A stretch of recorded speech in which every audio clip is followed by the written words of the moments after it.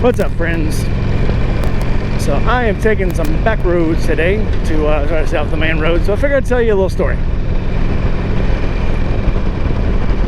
So back when I just joined the Navy, I bought me a new car.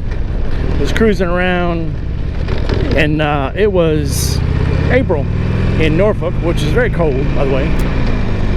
And I saw this woman on the side of the road, and she looked very cold, not wearing many clothes. So I says, well, then give this girl a ride, because I'm this, I'm an honest boy from Texas. I need to be honorable and give this girl a ride.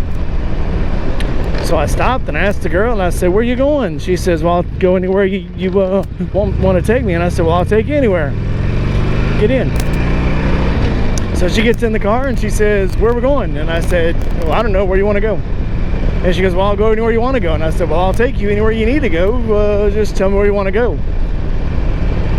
She goes, well, then just take me anywhere. And I said, well, I'm going to the mall. Do you want to go to the mall?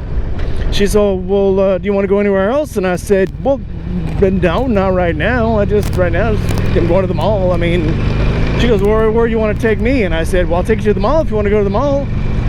And I was getting kind of confused. And then all of a sudden I saw some blue and red lights in my rearview mirror, and I got even more confused. So I pull over because I'm like, I'm not breaking any laws. Cop comes up to the window and says, son, I see you got Texas plates. You know prostitution is illegal in Virginia. I said, well, what do you mean? He says, you just picked up a prostitute. I said, oh, no, sir. This girl needs a ride. He says, oh, really? And I said, yeah, she was walking up. She just needed a ride. He goes, oh, where are you taking her? I said, I don't know. She won't tell me where she wants to go. And he looks at her and he says, what's going on?